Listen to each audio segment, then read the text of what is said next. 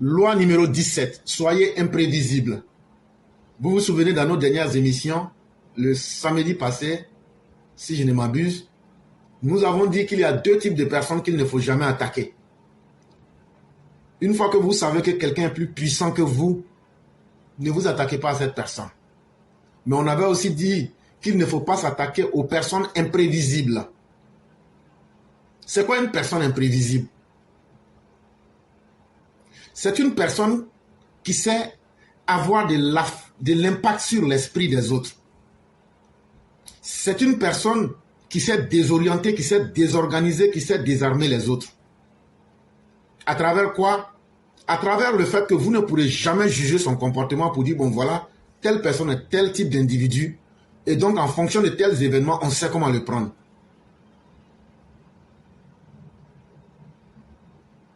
Et une fois que vous êtes une personne imprévisible, où vous naviguez là où on ne vous attend pas, et où là on vous attend, vous tournez dans le sens opposé,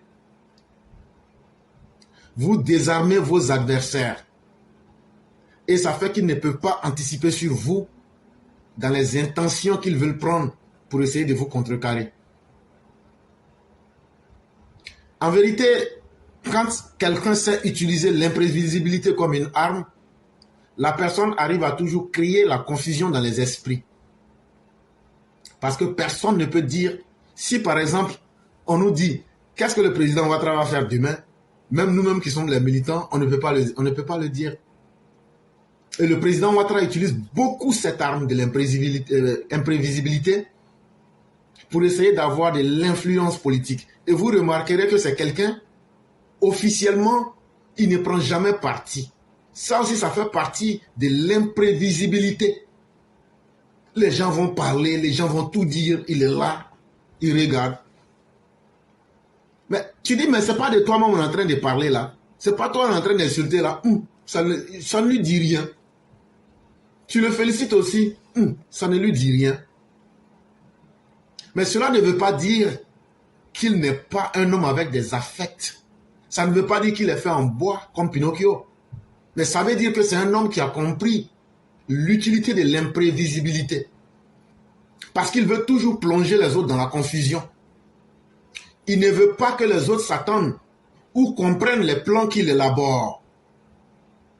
Mais qu'est-ce que vous remarquez? Chaque fois qu'il sort un plan, ça désarme tout le monde. Et il atteint la cible là où il fallait.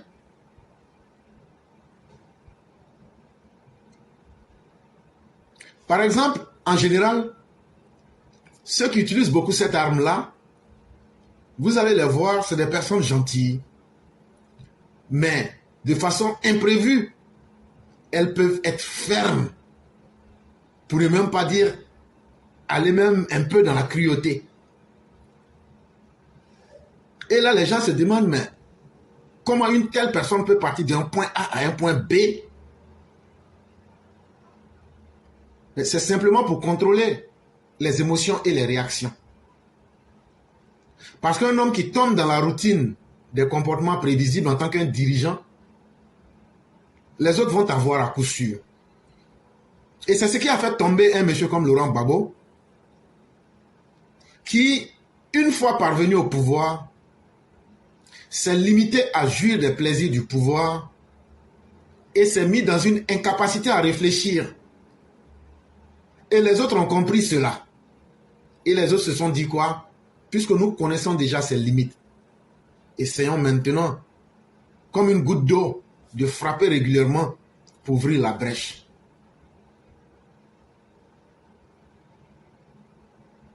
Et ceux qui utilisent l'imprévisibilité, c'est une méthode pour garder les autres aussi sur leur garde. Parce que quand quelqu'un est imprévisible, quels que soient les liens d'amitié, quel que soit ce qui vous lie, tu te dis, ah, attends, je vais savoir où mettre les pieds, parce que je ne sais pas comment il pourra réagir. Et une fois que les gens n'arrivent plus à te classer, parce qu'ils se disent, ah, avec lui, il ne faut jamais être suffisamment certain de ce qu'on fait, ça fait que les gens sont toujours sur leur garde et ils essaient de donner le mieux d'eux-mêmes pour ne pas subir le revers. Et Napoléon Bonaparte était connu en tant que grand stratège militaire, mais il était aussi très imprévisible. Parce que craignant les ennemis internes et craignant les traites, Napoléon pouvait prendre une stratégie militaire et il en discutait avec ses généraux. Au moment de lancer l'expédition, il pouvait encore rechanger automatiquement toute la stratégie pour désarmer même les généraux. Et quand c'est comme ça, ça lui permettait d'être ce chef-là qui avait une influence et une capacité de contrôle. Et ça lui permettait aussi d'éviter les fuites ou bien les éventuelles fuites que certains, parce que tout le monde sait, c'est quelque chose qui est, c'est une chose vieille comme le monde, que l'une des armes de toutes les armées du monde, surtout quand il y a deux États ou même deux parties en conflit, les espions jouent beaucoup dans la guerre. Et c'est pourquoi je vous racontais l'histoire de la reine de Saba, une fois ici, avec un général qu'on appelait le général La Huppe. La Huppe, si tu tapes sur Google, tu vas voir, c'est un oiseau. Et le livre des musulmans en parle beaucoup. Et le livre des musulmans dit que la Huppe, eux ils appellent en arabe Oud. Lorsqu'il s'est rendu dans un territoire éloigné du territoire du roi Salomon, qu'est-ce qu'il a vu? Il a vu une civilisation qui était dirigée par une reine. Ce qui n'était pas une chose ordinaire à cette époque-là. En plus de cela, il a constaté que cette reine-là, elle a un pouvoir immense. Et son palais n'a pratiquement rien à envier à Salomon, dont on disait qu'il était le plus grand roi de son époque.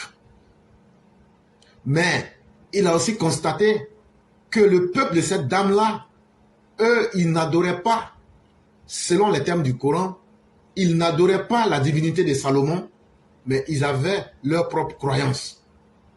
Bon, de vous à moi, est-ce qu'un oiseau peut faire un tel rapport? Quel niveau d'intelligence un oiseau a-t-il pour pouvoir faire un tel rapport? Et donc, Salomon, après un long moment, se dit, mais où se trouve Oud?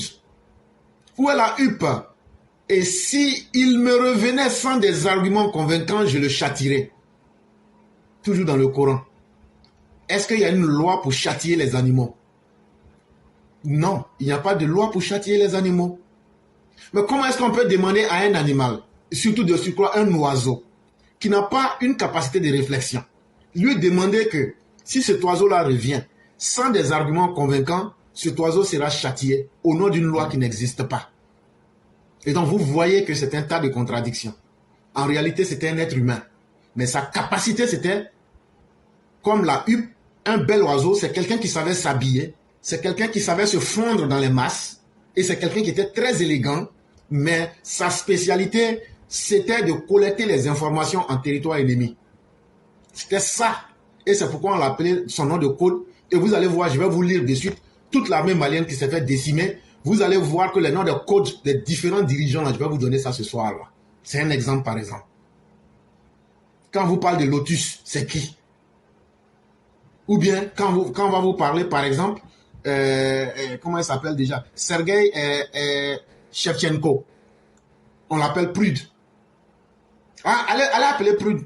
Tu ne vas jamais trouver quelqu'un sur la terre qui s'appelle Prude.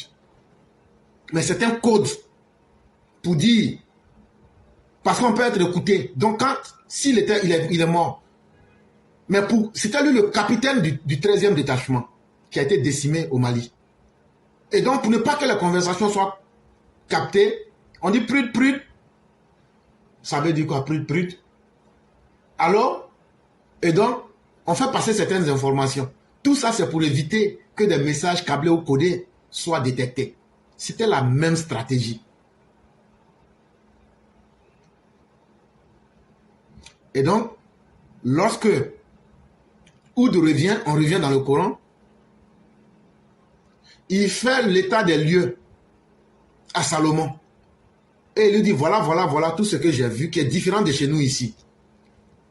Et il lui dit, moi je pense que l'essentiel, il ne faut même pas l'attaquer. Parce que elle a aussi une grosse faiblesse. Elle a aussi une grosse faiblesse. C'est qu'elle est tellement puissante que je n'ai pas vu d'homme l'approcher. Donc là, toi-même, tu sais ce que tu dois faire. Invite-la chez nous ici, en visite d'État. Quand elle va venir là, il faut l'impressionner. Et puis tu en fais ton épouse. Ça là, tu n'as pas besoin d'amener une expédition pour aller faire guerre. Salomon dit, ouais, ça c'est pas faux. Tout près n'est pas loin. Ouais. Bon, faites une demande et puis envoyez. On va l'inviter, on va venir voir de quoi elle est capable. La reine de Saba accepte l'invitation. Elle se déplace avec sa délégation. Tout ce que je vous raconte là, ça ne s'est pas passé en une journée. Là, je ne fais qu'un condensé. Et quand la visite doit intervenir, Salomon appelle un détail que l'oiseau Oud ne lui avait pas donné. C'est un homme, c'est pas un oiseau, c'est son nom de code qui était Oud. Il dit, mais je veux tellement l'impressionner que je veux fabriquer le siège royal sur lequel elle s'assoit là. Je veux fabriquer exactement la même chose. On l'a déjà impressionné. Tu m'as donné les détails sur son palais.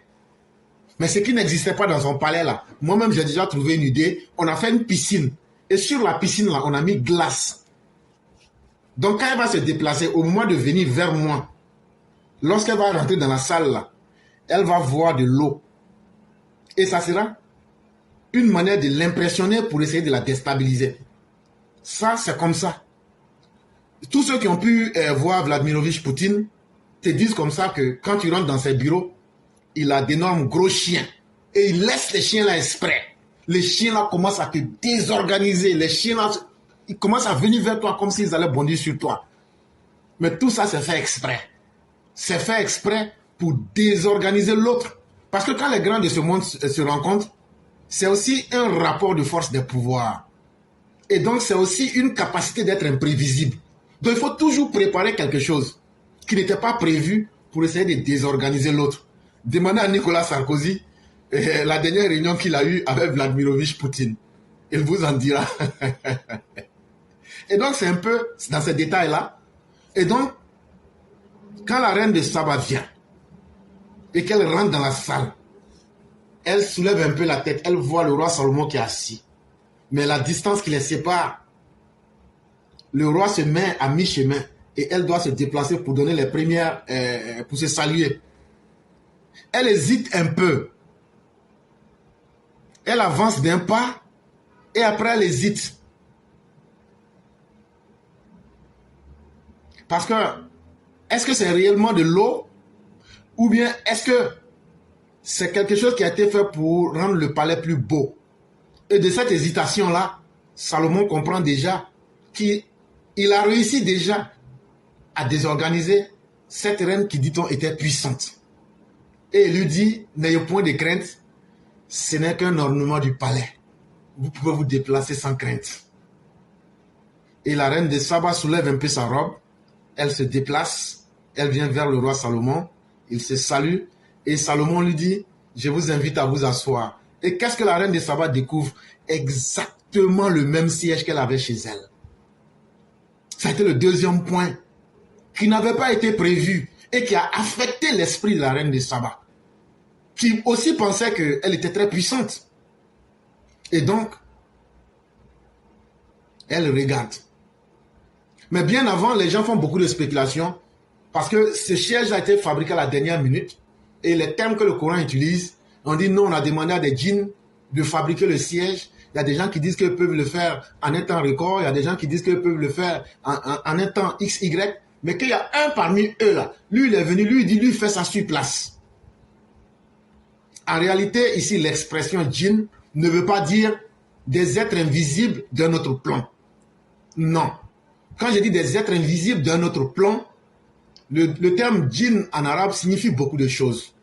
Et malheureusement, les gens ont fait une mauvaise interprétation en pensant que c'était dans les mystères ou bien non.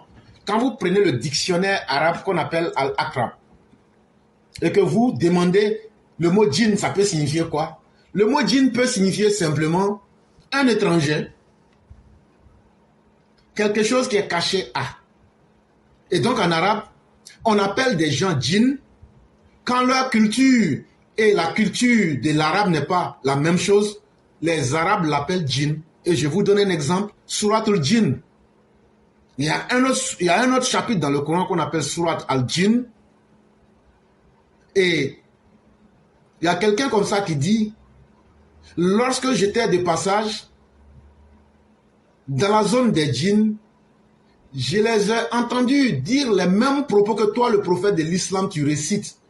C'est vrai que les mots n'étaient pas les mêmes, mais la quintessence, la nature et l'objectif, c'est la même chose. Et ça m'a surpris. Je me suis dit, mais comment eux, ils ont pu avoir ce savoir? Mais en réalité, qui étaient les djinns là? Et où s'est passée l'histoire? Les djinns dont on te parle, ce sont les juifs de la tribu de Nasibin, qui n'étaient pas en rapport direct avec les habitants qui étaient dans les environs de Yatrib. C'est Médine que vous voyez, on appelait ça Yatrib.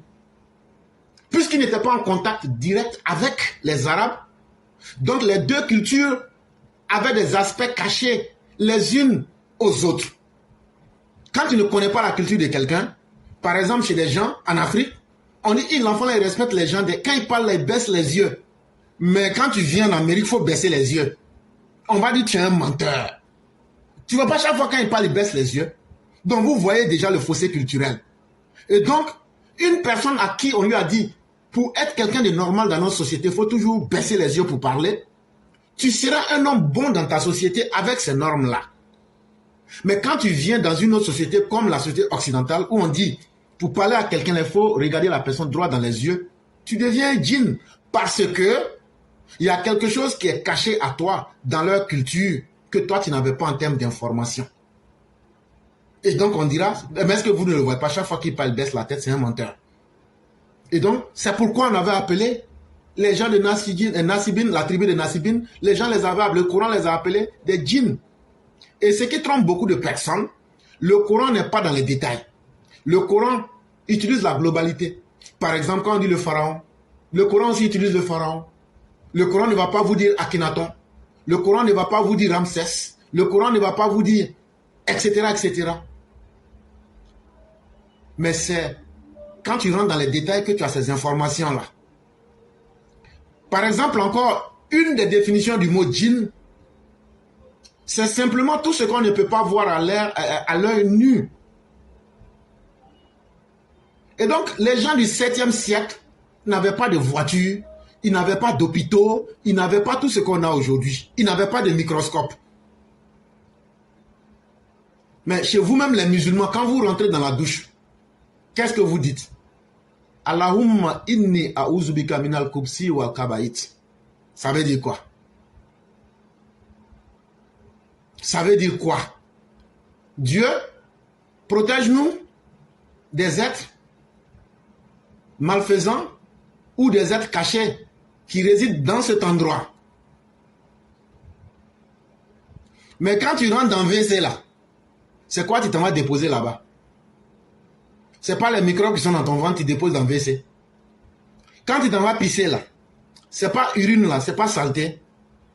Tout ça là, quand on fait un environnement pour ça là, est-ce que ce n'est pas un réceptacle des microbes?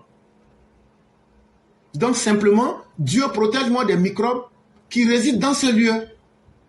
Et c'est pourquoi nous disons que le message religieux doit évoluer dans son explication. Le message, parce que moi tu m'expliques ça que non, il y a des djinns dans la douche, mais je m'en tape. Il faut m'expliquer qu'aujourd'hui là, la quintessence du message reste une vérité. Aujourd'hui, avec les microscopes, on peut voir les différentes bactéries. Imaginez-vous les sorcières de Salem qui ont été abattues et brûlées vives.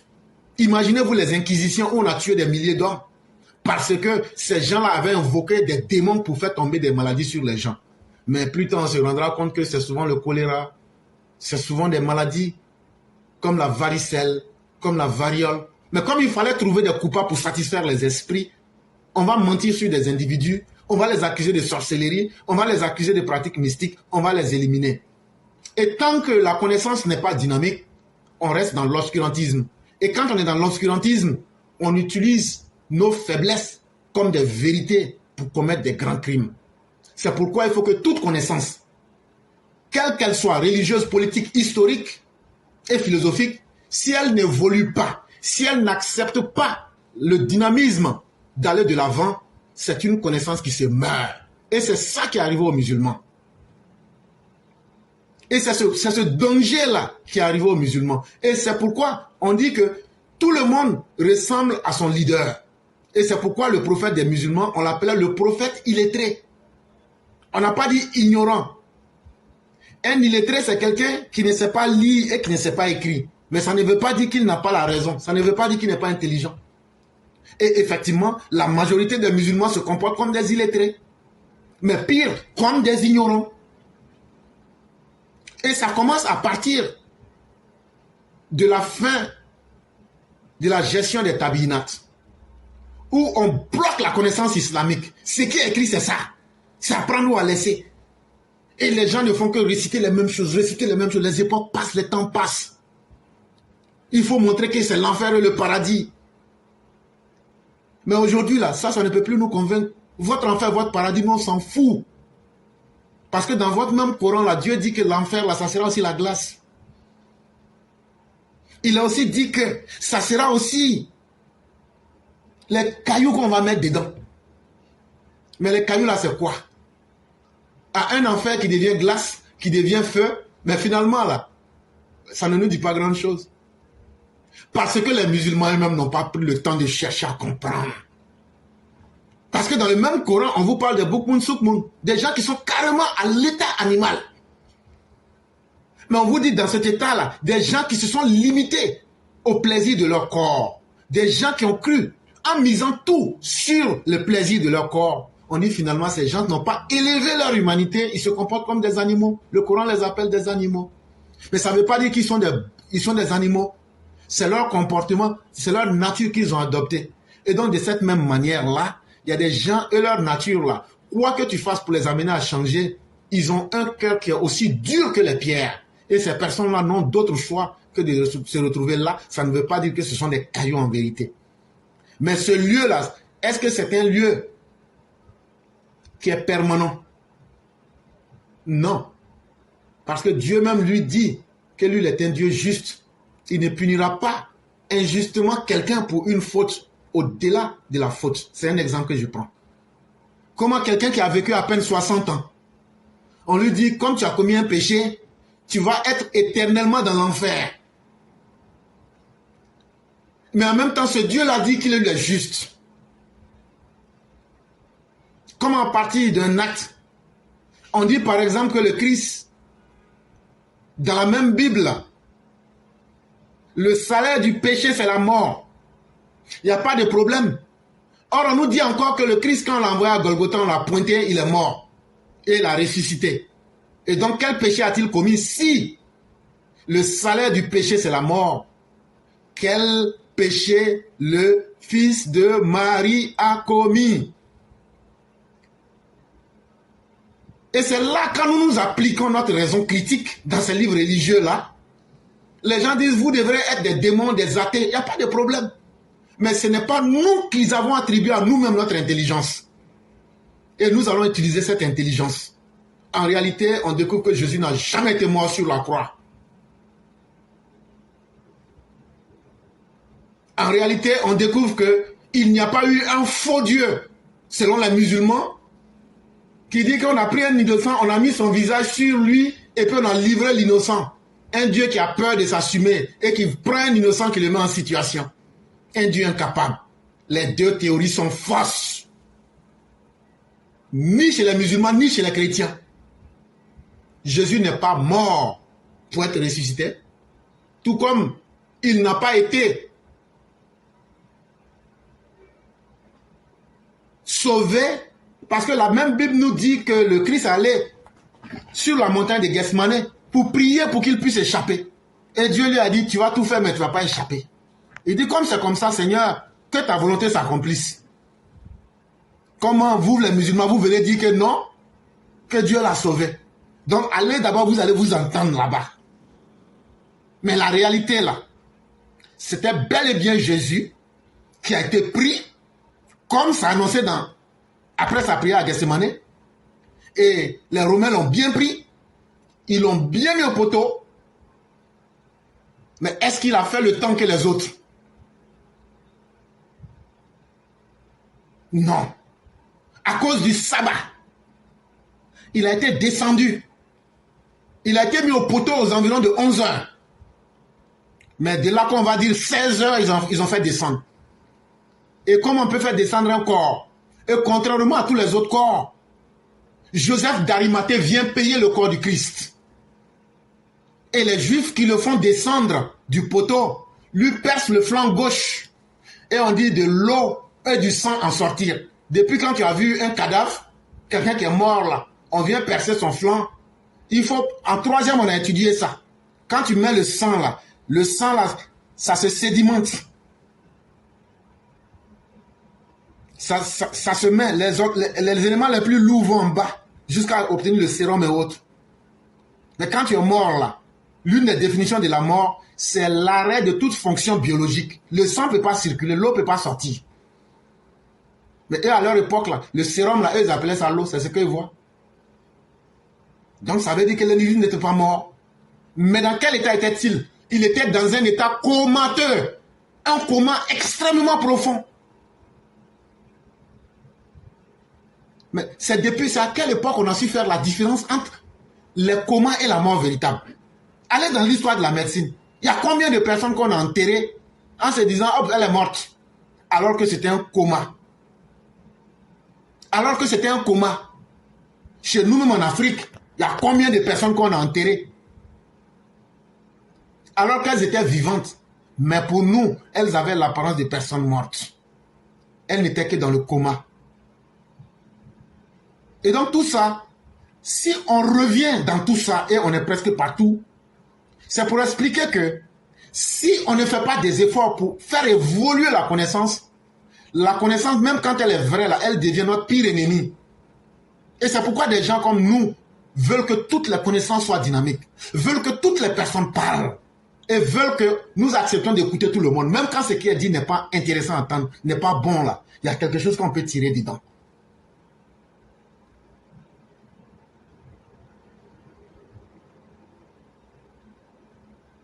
Et donc on revient dans notre thème de l'imprévisibilité du dirigeant. Mao Zedong, qui a été à la base de la révolution chinoise, a utilisé la même technique de l'imprévisibilité. Mais il l'a fait pour contrôler ses ennemis politiques. Et il savait tellement bien le faire aussi, qu'il a même contrôlé même ses propres partisans à travers l'imprévisibilité. Mao Zedong, quand il fait la première révolution, il dit aux gens, bon, voyez-vous, on va faire une révolution, tout le monde est content, c'est bien. Un jour, il dit, bon, tous ceux qui n'ont pas voulu s'adapter, tuez-les. On dit quoi? Ah oui, tuez-les. C'est ce que j'ai dit. On n'ira pas loin. Tuez-les. On est... Toi-même, tu veux mourir. Tuez-les. Carnage. Les gens se disent, mais le type, là, on ne comprend rien. Hein? Il prend des décisions extrêmement radicales. Mais après, quand il explique, il dit, voyez-vous, quel est l'intérêt de nourrir des gens inutiles là? Vous qui travaillez, vous qui êtes utiles, les fruits de vos efforts doivent revenir à vous. Vous ne pouvez pas sacrifier vos efforts en nourrissant des gens qui sont des improductifs. Ah oui, c'est pourquoi dans la société chinoise, les gens vont dire c'est vrai. Hein? Souvenez-vous de l'époque en Chine où il n'y avait que l'enfant unique. Qu'est-ce qu'on faisait avec l'autre qui venait? On l'étouffait simplement. On prend les deux bras, on appuie sur son cou, on l'étouffe. Ah oui. Tapez sur Google la période de l'enfant unique en Chine. Il fallait être le premier. Si tu n'étais pas le premier, tu étais mort. Et beaucoup de Chinois ont assassiné des millions de Chinois par étouffement. Mais l'imprévisibilité crée la peur chez les ennemis. Ça les paralyse, vos adversaires. Parce qu'ils se disent, ce type-là, quoi que je fasse, si j'ai le malheur d'avoir choisi le mauvais rôle, dans le temps comme dans l'espace, les choses ne vont pas être à mon avantage. Donc, puisque c'est quelqu'un qui est imprévisible, qu'on ne peut pas maîtriser, il faut que je reste méfiant. Et il faut que je reste équilibré dans mes actes pour éviter d'être isolé et d'être frappé. Et donc, toute personne, dans tout domaine de la vie, il ne faut pas être quelqu'un que les autres peuvent lire. Et c'est là que je convoque le grand maître Egan, qui nous dit que un être humain qui est nu comme un ver de terre, tout le monde marchera là-dessus. Parce que tu ne surprendras personne. Parce qu'on connaît tes plans. Mais chaque fois que tu peux adopter des comportements qui seront opposés à la pensée collective, tu maintiens aussi un mystère. Ah mais pourquoi Ouattara n'a pas parlé? Quand les Burkinabés ont dit, non, Ouattara n'a pas besoin de donner des preuves. Ouattara n'a pas besoin de donner des preuves. Parce que ceux qui ont dit qu'ils avaient des preuves, c'est à eux de donner des preuves.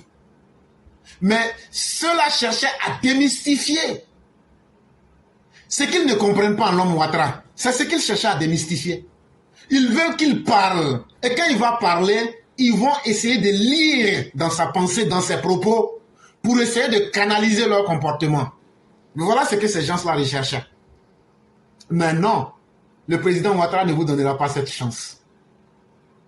Nous vous dirons simplement qu'il est très occupé à travailler pour les Ivoiriens et qu'il n'a pas le temps au ragot et que vous n'aurez pas ce que vous recherchez. Parce que le président Ouattara, c'est un grand stratège. Et il sait utiliser l'imprévisibilité pour maintenir l'intérêt et le contrôle à son avantage. Il sait que c'est une arme extrêmement puissante dans les dynamiques du pouvoir. Le président Ouattara le sait. Et donc là, il ne se mettra pas au même niveau que vous. Il ne vous répondra pas. C'est vous qui allez toujours vous demander, mais pourquoi j'ai insulté sa maman, j'ai déterré sa maman, mais pourquoi elle me dit vraiment merci? Alors que c'est le contraire que j'attendais. Là où tu attends, c'est qu'il soit fâché. C'est ton silence que tu trouves. Très rarement, vous le verrez très heureux. Et quand on le voit heureux, sa joie rend tout le monde heureux parce qu'on ne le voit pas toujours heureux. Loi numéro 16. Quand il voit un produit, on paye. Ah, on dit Ouattara content. Ah, c'est vrai. Oh, ok, bon, attends. Moi aussi, je vais être content. Ok, le président est content. On dit il a dansé coup de marteau. Ah bon? On a qu'à danser coup de marteau aussi. Voyez-vous, quand tu sais cultiver la rareté, en plus de l'imprévisibilité, tu as un avantage psychologique et stratégique sur les autres. Parce que tu les désorientes toujours. Et donc, chaque acte que tu poses là a une valeur. Parce que ce qu'on devine facilement est quelque chose qu'on abat facilement. Mais ce qu'on devine avec difficulté est quelque chose qui nous désoriente toujours. Et on n'est jamais certain d'avoir atteint nos objectifs. Et c'est ça, les hommes de pouvoir.